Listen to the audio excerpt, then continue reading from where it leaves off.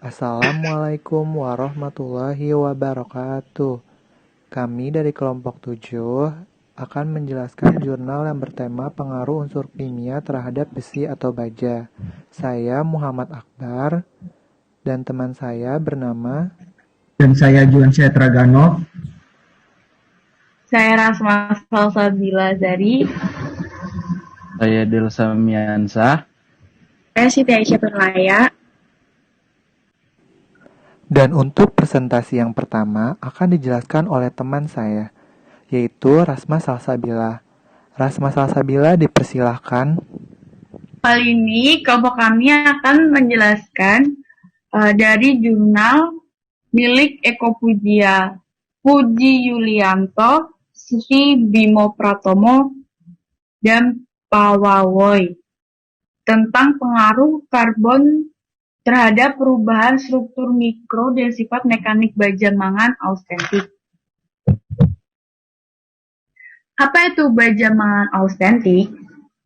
Baja mangan austentik atau BMA merupakan baja paduan yang memiliki nilai ketangguhan yang tinggi, ketahanan aus yang baik, dan kekerasan yang baik apabila mengalami deformasi plastik atau work hardening.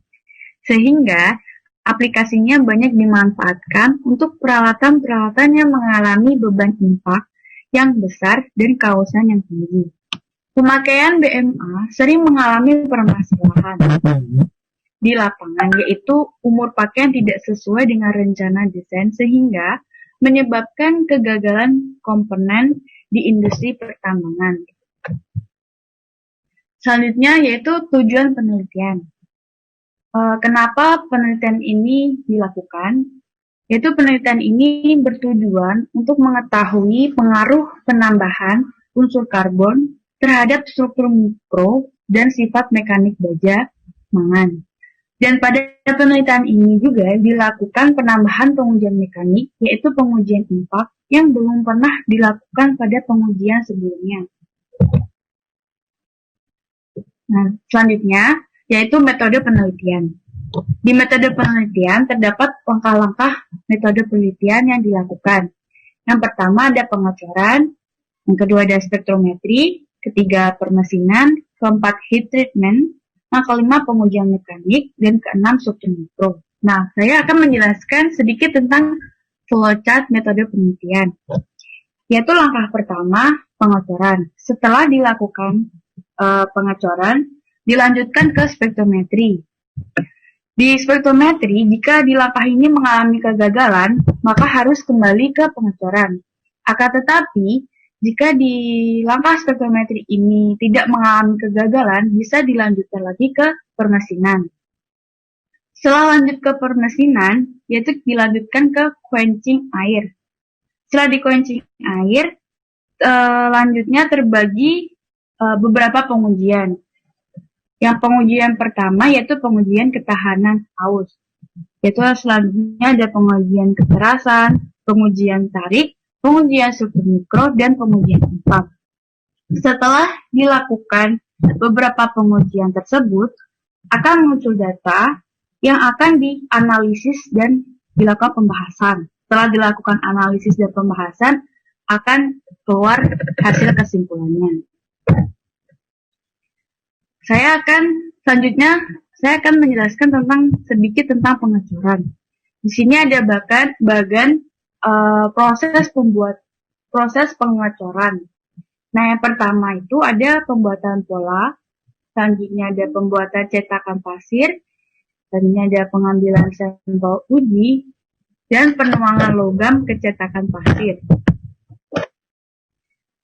Proses peleburan menggunakan tungku induksi atau solder JICA dengan memanfaatkan medan magnet yang dihasilkan oleh koil dan dialiri arus listrik.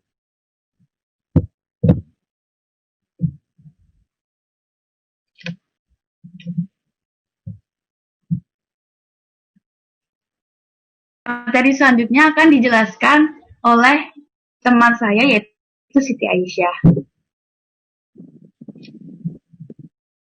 Materi selanjutnya adalah spektrometri. Pengujian spektrometri adalah pengujian untuk mengetahui komposisi kimia pada material yang dilakukan di laboratorium teknik pengecoran logam. Pengujian spektrometri menggunakan spektrometer jenis Arun Polysphat series. Lalu proses permesinan. Permesinan merupakan proses preparasi spesimen untuk membuat spesimen uji meliputi spesimen uji impak, spesimen keausan, spesimen struktur mikro, spesimen tarik, dan spesimen kekerasan. Proses yang dilakukannya adalah turning dengan konvensional turning mesin. Next. Lalu tahapan selanjutnya adalah heat treatment, yaitu perlakuan panas yang dilakukan adalah quenching air. Quenching air merupakan jenis perlakuan panas yang terdiri dari pemanas hingga temperatur austenisasi. Pemanasan, penahanan beberapa menit lalu didinginkan dengan menggunakan media air. Temperatur austenisasi untuk paduan Fe, C, Mn ini berkisaran antara 1000 sampai 1100 derajat Celcius. Selanjutnya akan dilanjutkan oleh teman saya Delsa. Pengujian mekanik. Pada tahap ini ada 5 pengujian. Yang pertama ada pengujian kausan. Pengujian kausan dengan menggesekkan permukaan spesimen uji pada ring disk dengan beban 5 kg selama 1 jam. Hitung besarnya persentase kehilangan massa spesimen uji. Terus pengujian kedua ada impak. Pengujian bertujuan untuk mengetahui sifat dari suatu material bahwa material bersifat getas atau ulet. Adapun kegetasan dan keuletan dapat menginterpretasikan ketangguhan. Next.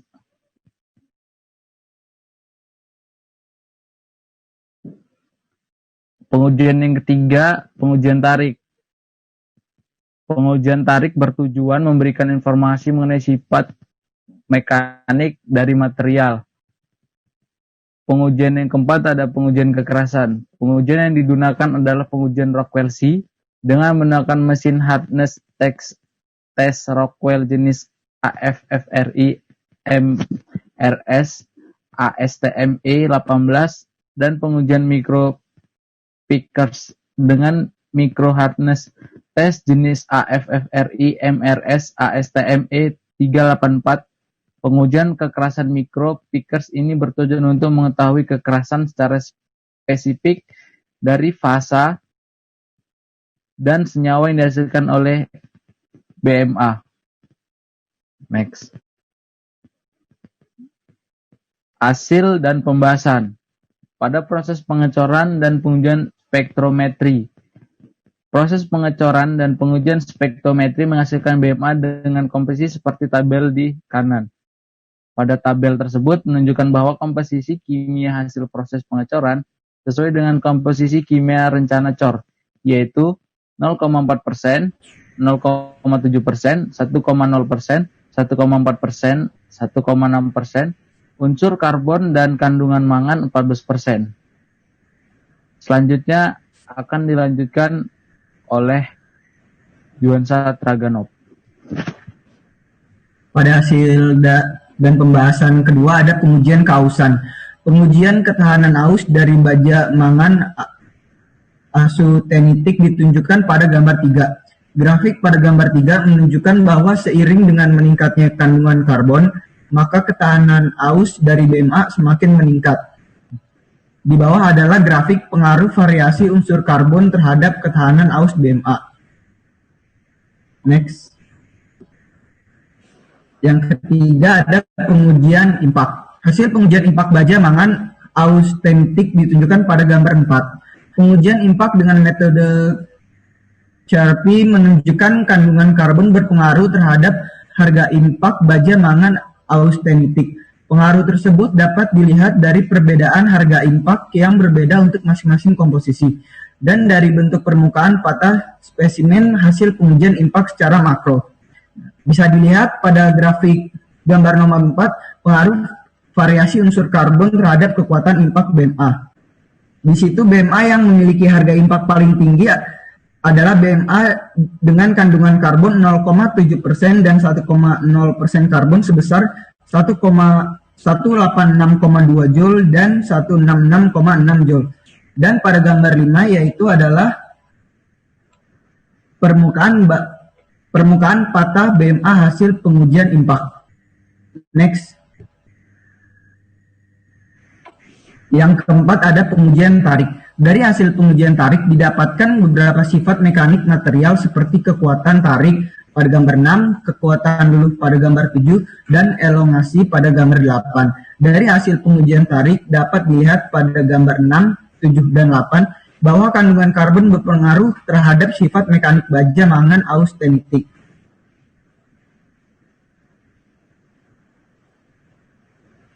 Bisa dilihat pada gambar 6 pengaruh variasi unsur karbon terhadap kekuatan tarik BMA. Pada gambar 6 dapat dilihat bahwa kekuatan tarik BMA meningkat pada kandungan karbon 0,4% karbon sampai 1,0% karbon. Lalu pada gambar ke-7 pengaruh variasi unsur karbon terhadap kekuatan luluh BMA. Pada gambar 7 dapat dilihat bahwa semakin meningkatnya unsur karbon, maka kekuatan luluh BMA meningkat. Dan yang terakhir pada gambar 8, pengaruh variasi unsur karbon terhadap elongasi BMA. Next. Presentasi selanjutnya akan diteruskan oleh teman saya, yaitu Muhammad Akbar. Oke, di sini saya akan membahas tentang pengujian kekerasan. Nah, pengujian ini merupakan pengujian untuk mengukur kekerasan material dengan menggunakan metode Rockwell-C. Hasil pengujian kekerasan material ditunjukkan oleh grafik pada gambar di bawah ini. Grafik tersebut menunjukkan bahwa kandungan karbon tidak berpengaruh terhadap kekerasan baja mangan austenitik hasil proses pendinginan air atau juga disebut quenching. Kita bisa lihat di grafik di bawah ini bahwa nilai terkecilnya itu adalah 21,8 HRC dan nilai terbesarnya adalah 26,9 HRC. Kenapa intervalnya tidak terlalu jauh? Disebabkan oleh matrik fase pada BMA adalah austenitit, sehingga penambahan unsur karbon tidak merubah kekerasan BMA secara signifikan. Nah, kekerasan BMA ini tidak berhubungan dengan nilai elongasi seperti material pada umumnya. Perbedaan nilai elongasi disebabkan oleh adanya senyawa kabrida dan work hardening ketika terjadi deformasi material. Work hardening ini merupakan mekanisme penguatan pada logam akibat adanya deformasi plastis, sedangkan nilai kekerasan BMA ditentukan oleh matriks dari fase austenit. Oke, next.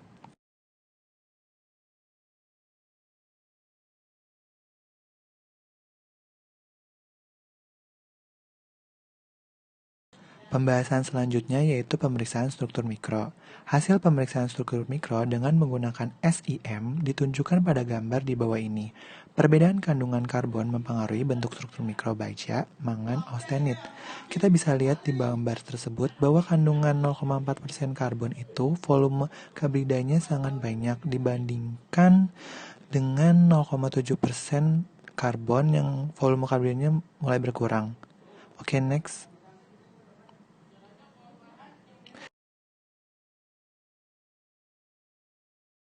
Nah, di sini kita bisa lihat bahwa kandungan kabrida yang sangat berkurang itu pada 1% karbon. Sedangkan pada 1,4% karbon dan 1,6% karbon, volume kandungan kabrida meningkat lagi. Next.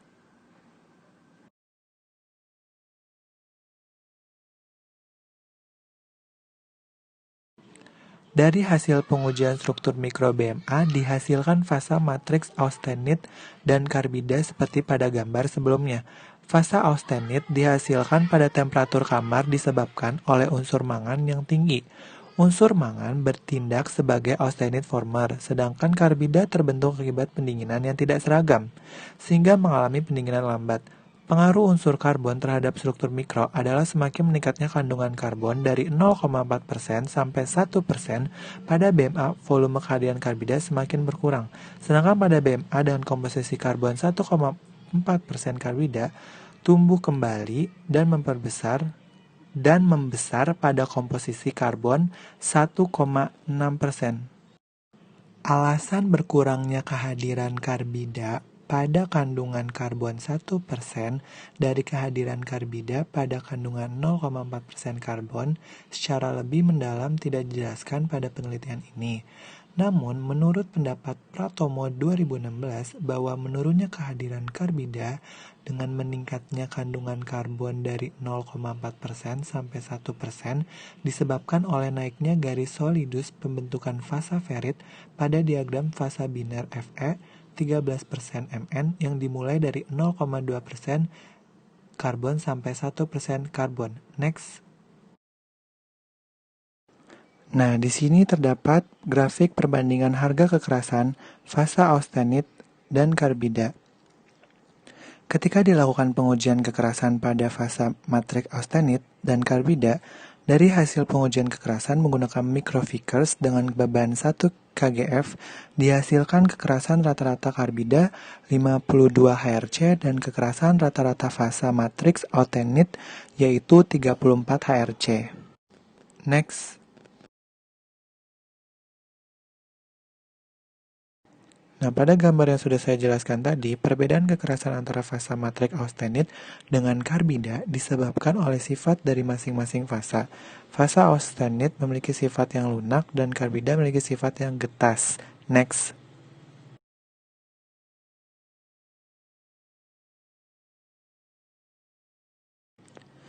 Nah, lalu kesimpulannya yaitu adalah 1. Struktur mikrobajamangan austenitik atau BMA memiliki fasa austenit dan karbida. Senyawa karbida 52 HRC memiliki kekerasan yang lebih tinggi dibandingkan fasa austenit 34 HRC. Namun, kekerasan material BMA relatif tidak berubah dengan variasi karbon 0,4% karbon sampai 1,6% karbon, karena matriks dari BMA adalah austenit. Yang kedua, meningkatnya kandungan karbon dari 0,4% sampai 1% karbon meningkatkan kekuatan tarik, kekuatan luluh, ketahanan aus, elongasi, dan berkurangnya senyawa karbida pada BMA. Tetapi kekuatan tarik, elongasi menurun dan kehadiran senyawa karbida meningkat pada 1,4% karbon sampai 1,6% karbon. Kekuatan luluh dan ketahanan aus BMA tetap meningkat pada 1,4% karbon sampai 1,6% karbon. Yang ketiga, meningkatnya kandungan karbon dari 0,4% sampai 0,7% meningkatkan kekuatan impak, tetapi kekuatan impak menurun pada 1% karbon sampai 1,6% karbon. Sekian dan terima kasih dari presentasi kelompok kami. Wassalamualaikum warahmatullahi wabarakatuh.